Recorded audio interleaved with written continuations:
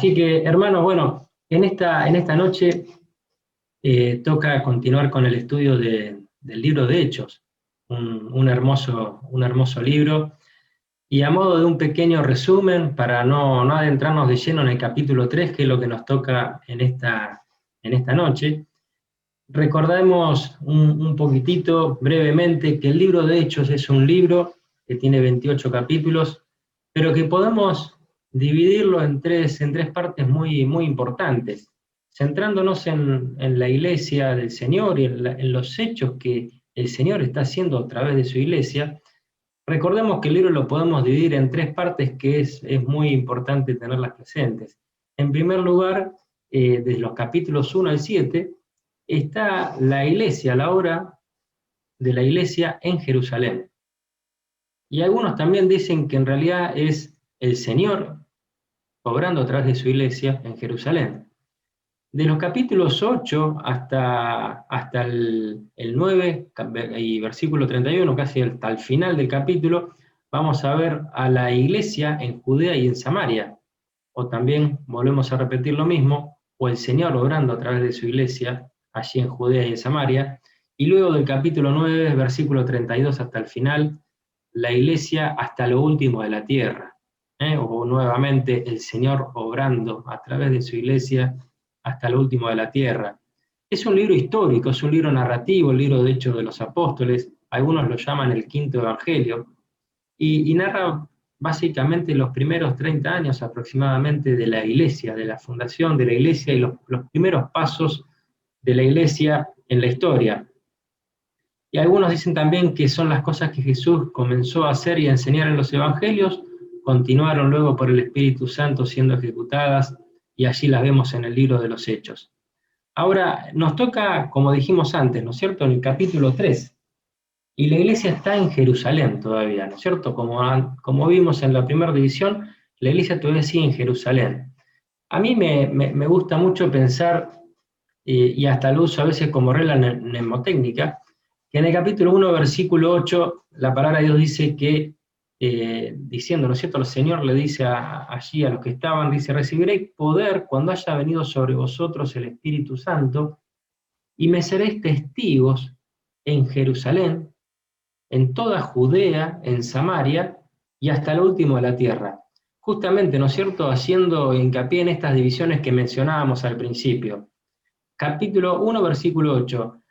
Y para que nos acordemos, el capítulo 8 y el versículo 1 justamente va a ser el primer paso de esta salida de la iglesia, porque el capítulo 8, versículo 1 va a decir que Saulo consentía en la muerte, de Esteban, recordarán, se narra en el capítulo 7, y dice, en aquel día hubo una gran persecución contra la iglesia que estaba en Jerusalén, y todos fueron esparcidos por las tierras de Judea y Samaria, salvo los apóstoles.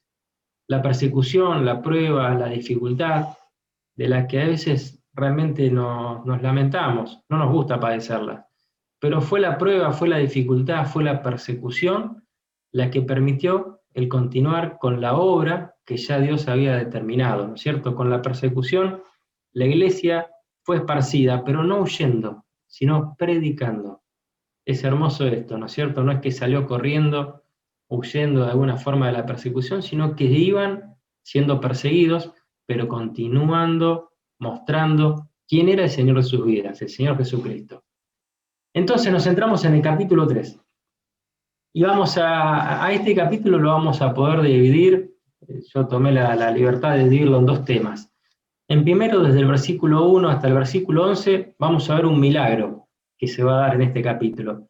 Y luego de los versículos 12 al 26, vamos a ver un mensaje divino que va a estar dando allí Pedro mismo. Así que primero me acompañan, si podemos, todos juntos en la lectura. El capítulo 3 vamos a leer los primeros 11 versículos, hermanos. Así comprendemos juntos un poquito el contexto de este capítulo. Capítulo 3, versículo 1, dice la palabra de Dios, Pedro y Juan subían juntos al templo a la hora novena, la de la oración. Y era traído un hombre cojo de nacimiento, a quien ponían cada día a la puerta del templo, que se llama La Hermosa, para que pidiese limosna de los que entraban en el templo. Cuando vio a Pedro y a Juan que iban a entrar en el templo, les rogaba que le diesen limosna. Pedro, con Juan, fijando en él los ojos, le dijo: míranos. Entonces él les estuvo atento, esperando recibir de ellos algo. Mas Pedro dijo: no tengo plata ni oro, pero lo que tengo te doy. En el nombre de Jesucristo de Nazaret, levántate y anda. Y tomándole por la mano derecha le levantó, y al momento se le afirmaron los pies y tobillos, y saltando se puso en pie y anduvo, y entró con ellos en el templo, andando y saltando y alabando a Dios, y todo el pueblo le vio andar y alabar a Dios. Y le reconocían que era el que se sentaba a pedir limosna a la puerta del templo, la hermosa, y se llenaron de asombro y espanto por lo que le había sucedido. Y teniendo asidos a Pedro y a Juan, el cojo que había sido sanado, todo el pueblo, atónito, concurrió a ellos al pórtico que se llama de Salomón. Hasta aquí, hermanos, por ahora en la lectura. Primero, me gusta cómo comienza el capítulo, este pasaje. Pedro y Juan subían juntos al templo. Dos referentes, sin lugar a dudas, de la iglesia primitiva, ¿no? Pedro y Juan. Y me gusta la figura, hermanos, de los líderes unidos.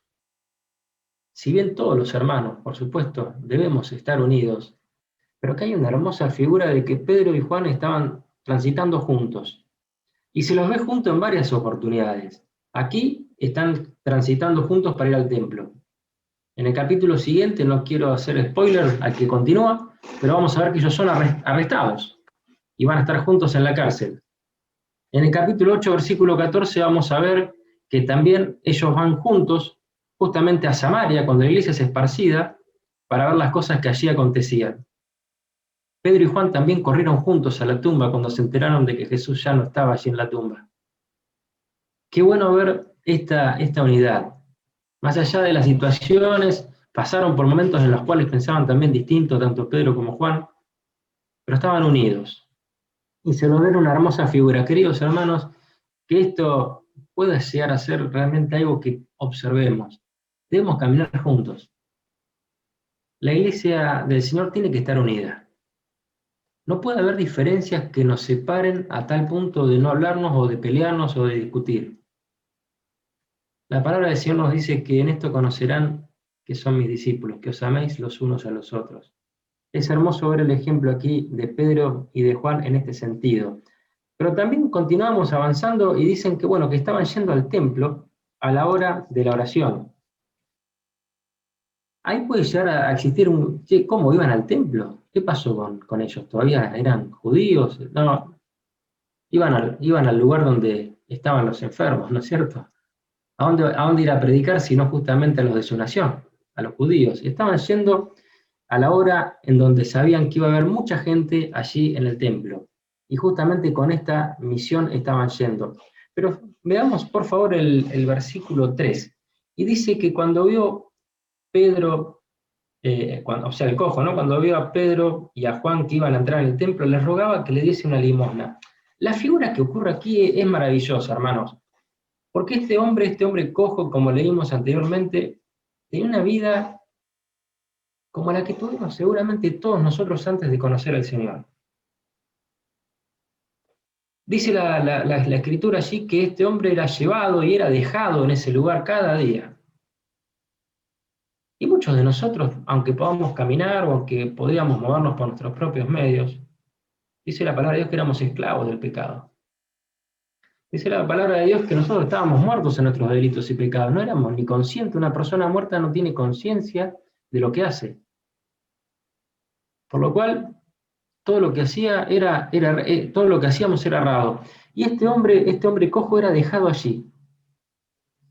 Y veía pasar a las personas cada día, sin ningún tipo de esperanza. Sin embargo, en ese día que fue pautado por el Señor, aparecen Pedro y Juan. Y la mirada del cojo a Pedro y a Juan fue como la mirada que tenía con las cientos de personas que pasaban allí cada día. No sé cuántas personas se habrán visto pasar a lo largo de toda la vida este hombre entrando por esa puerta. Este hombre era muy conocido por la gente. Dice la palabra de Dios más adelante que todos se dieron cuenta de lo que había pasado con este hombre, que era el que estaba todos los días allí tirado. Pero era una mirada superficial, exterior, pero Pedro y Juan le van a decir allí, míranos. Y lo que más me gusta de esa situación es que este hombre cojo los mira a Pedro y a Juan. ¿Pero por qué los mira? ¿Pensando en qué?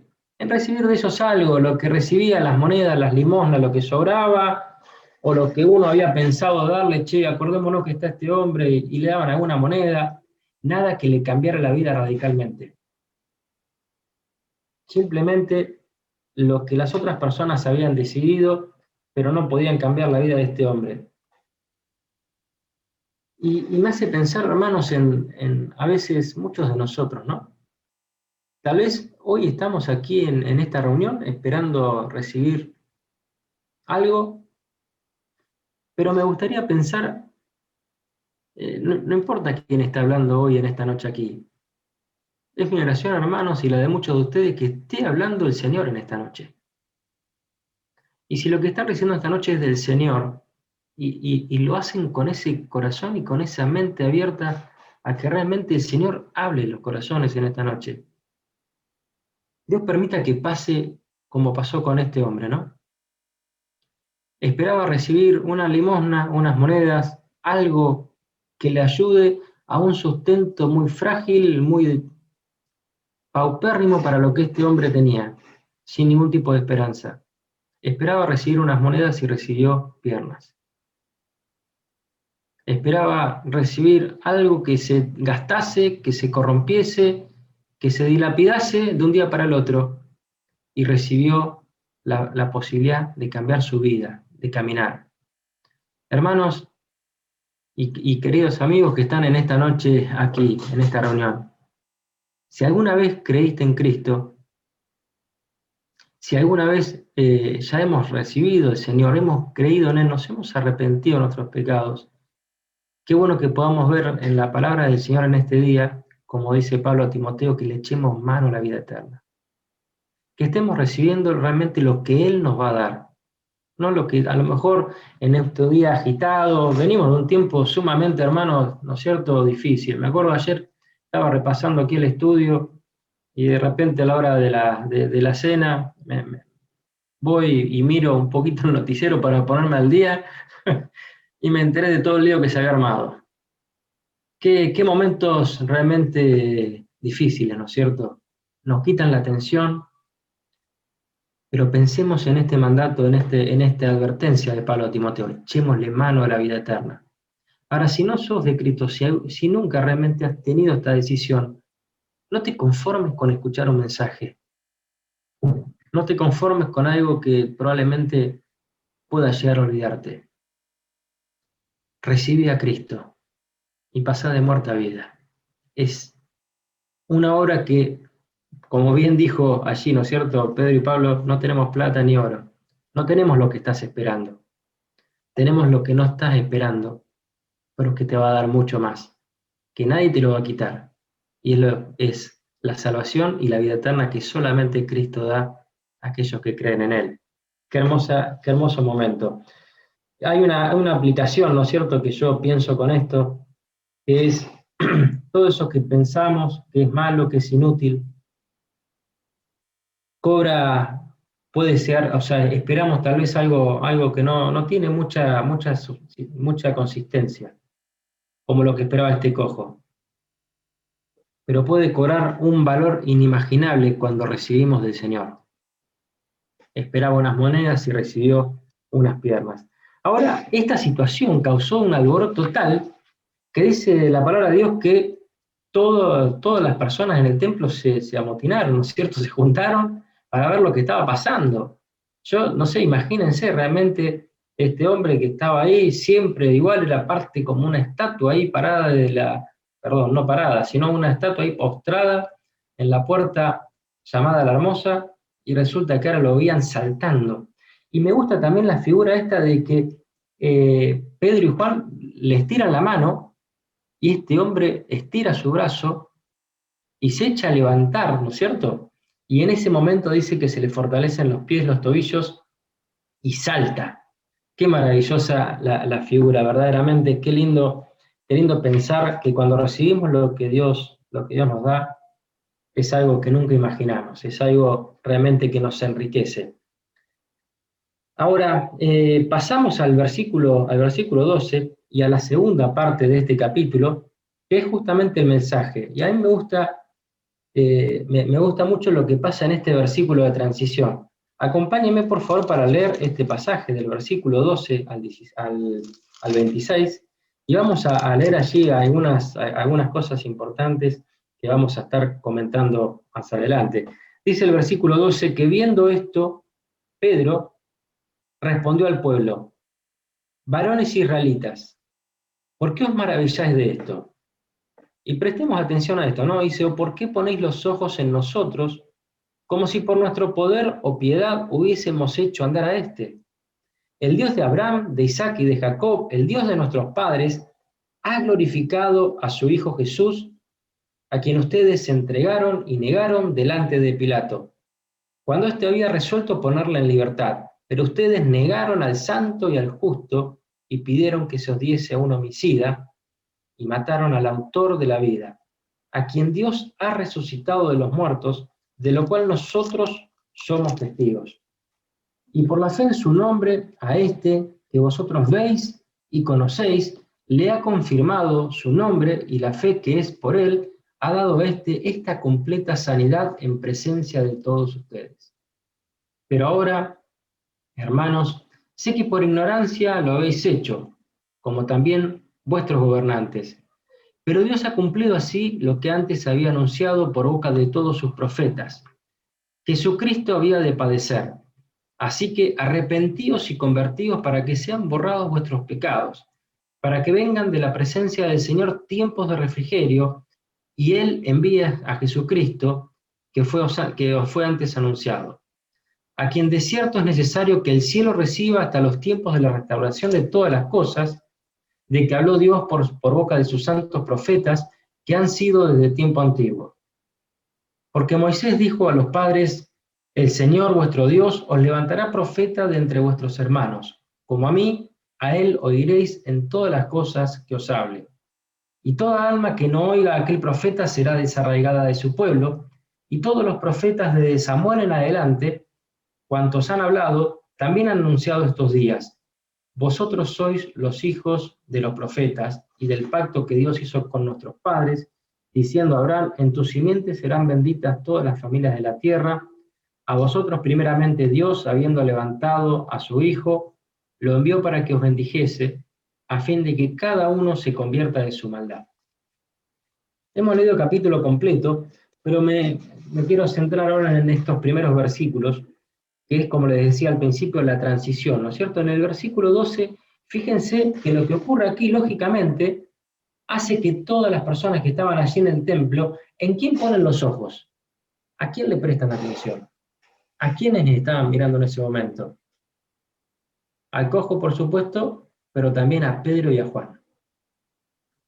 Y es hermoso como Pedro, con mucha astucia, respondió al pueblo, ¿no es cierto? Varones israelitas, ¿por qué os maravilláis de esto? ¿O por qué ponéis los ojos en nosotros? Y cantábamos, ¿no es cierto?, más temprano, esta hermosa canción que nos traía Adrián.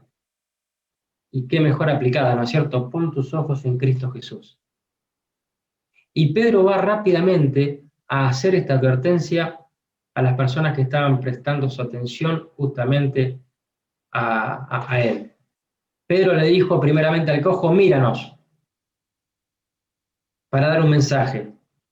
Y ahora le dice al resto de las personas: no nos miren a nosotros, pongan los ojos en él, en Jesucristo. Y va a comenzar un mensaje que va a ser, que va a notar y resaltar muy crudamente.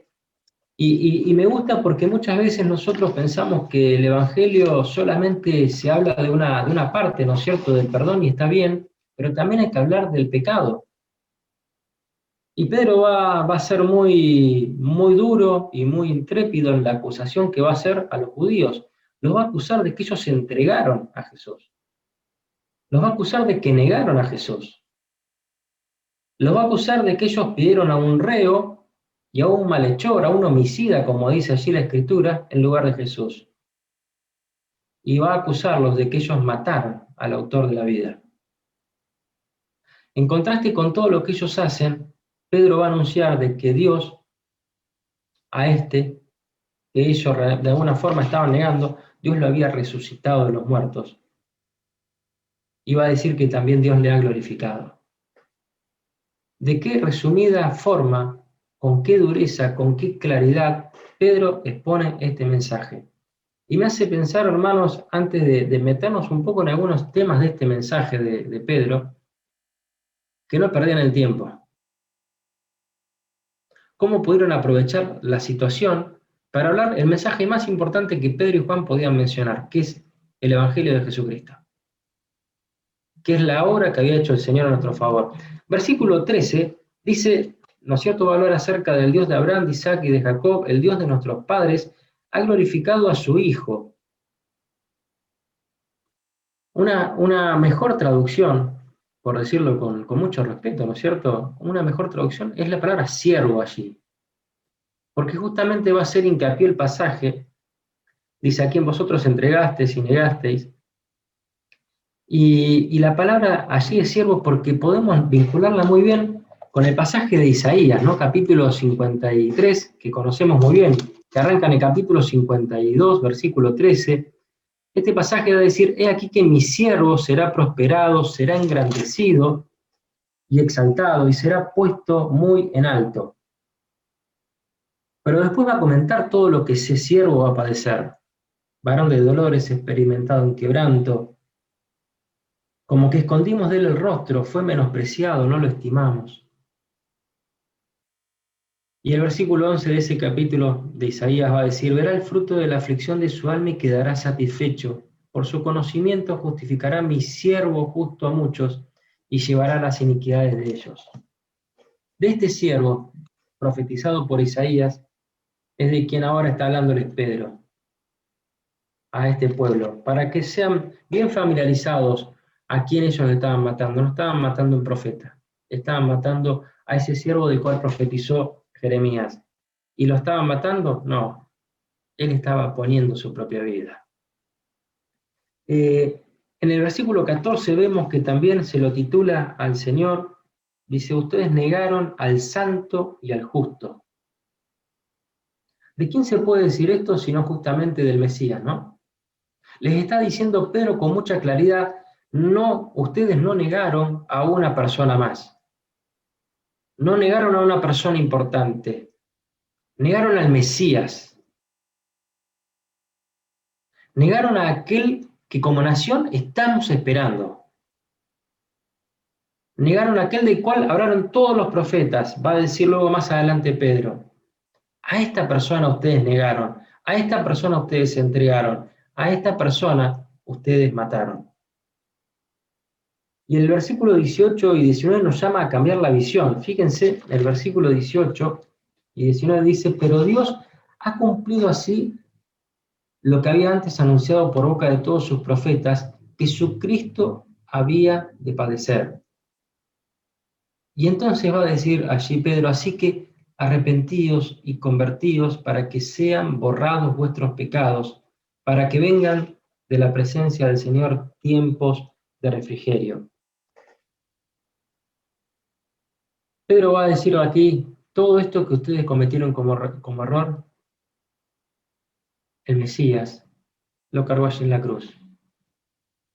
La cruz no fue un acto que ustedes decidieron por el Señor, la cruz fue un acto que el Señor decidió, porque estaba así profetizado de antemano. Y como Él padeció la cruz, ustedes pueden hoy arrepentirse, convertirse y que sean borrados los pecados. Jesús fue a la cruz voluntariamente. Él fue sentenciado por un hombre, pero Él tomó su cruz y la cargó y la llevó. Y pudiendo bajarse de ella, pudiendo evitar ser castigado, Él decidió tomar la cruz. Y esto es lo que le quiere dejar claro Pedro a estas personas. La confusión, el error que los llevó a los judíos, porque allí lo dice Pedro, ustedes sé que por ignorancia lo han hecho, No importa cuál fue la forma, pero pueden ser borrados sus pecados, necesitan arrepentirse y convertirse.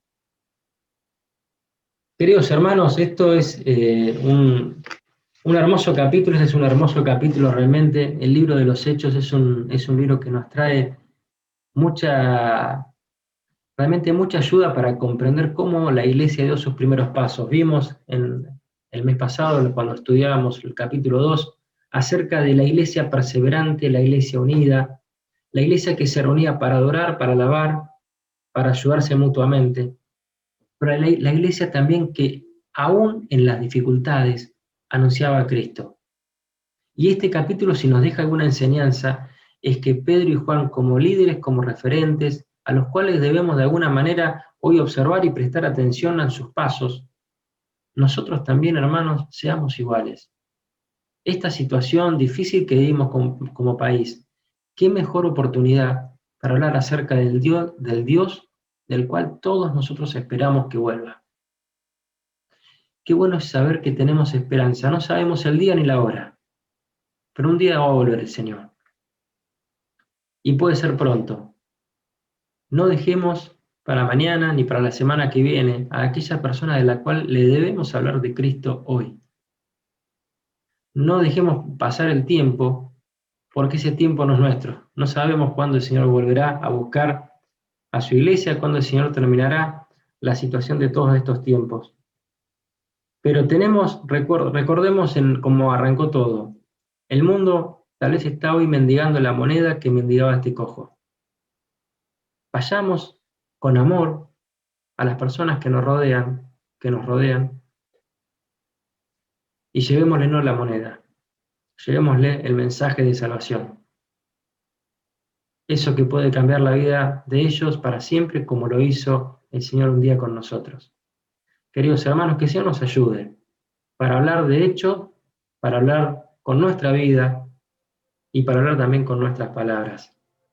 El Señor nos ayude, nos bendiga y realmente nos permita tener el gozo y la alegría de llevar a alguna persona más a los pies de Cristo, que alguna persona más pase de muerte a vida y pueda tener su nombre escrito en ese libro maravilloso de la vida del Cordero.